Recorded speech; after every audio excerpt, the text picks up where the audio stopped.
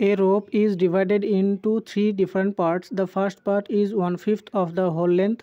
The second part is 3/2 of the first and the third part is what fraction of the rope. বলেছে একটি দড়িকে তিনটি আলাদা ভাগে যদি ভাগ করা হয় তাহলে প্রথম ভাগ সম্পূর্ণ দৈর্ঘ্যের বা সম্পূর্ণ দড়ির বলেছে 1/5 অংশ, দ্বিতীয় ভাগ বলেছে প্রথম ভাগের 3/2 অংশ, তাহলে তৃতীয় ভাগ সম্পূর্ণ দড়ির কত অংশ হবে সেটা আমাদের বার করতে বলেছে।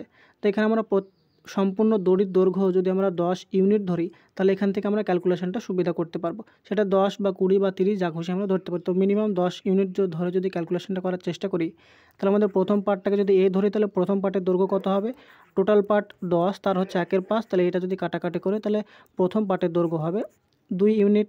তাহলে দ্বিতীয় পার্টের দৈর্ঘ্য কত হবে, দ্বিতীয় পার্ট বলেছে প্রথম পার্টের 3/2 অংশ, তাহলে প্রথম পার্ট হলো 2 ইউনিট আর তার 3/2 মানে 3/2, এটা যদি 2 কাটে তাহলে দ্বিতীয় পার্ট আমরা কত পাবো 3 ইউনিট। এবার বলেছে তৃতীয় পার্ট আমাদের